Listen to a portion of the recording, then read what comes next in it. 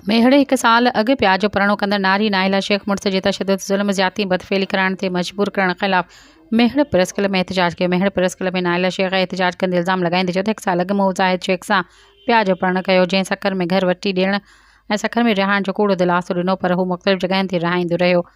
हाणे मुख़्तलिफ़ जायुनि ते दरबदर करे बदफ़ेली कराइण ते मजबूर करे रहियो आहे। मुंहिंजो मुड़ुसु ज़ाहिद शेख मुतमार धमकियूं ॾेई रहियो आहे, जंहिं ख़िलाफ़ एहतजाज ऐं तहफ़्फ़ुज़ जी अपील कयां थी। जवाबदार ज़ाहिद शेख खे गिरफ़्तार करे सख़्त पुछाणो करे सज़ा ॾिनी वञे, जीअं आईंदा कंहिं ॿी छोकिरी सां भाॻियो ज़ुल्म न करे सघे। नाहिला मां शेख आहियां। ज़ाहिद शेख सां मां निकाह कयो हुयमि, सो न कोर्ट में कराई न काथे बि घर में मुला वठी आयो, पंहिंजो भाउ बि शायदि वठी आयो।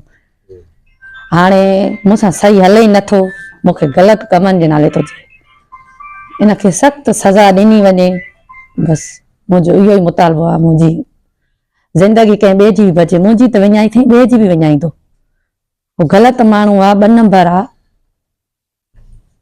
2 नंबर माण्हू आहे, ग़लति आहे, सफ़ा बिल्कुलु ग़लति आहे। तव्हां किथां जा? असां सखर जा। किथां जो आहे ज़ाहिद? इहो घोटकी जो आहे, असली घोटकी जो आहे, रहंदो सखर में आहे। तव्हां शादी किथे कई? सखर में।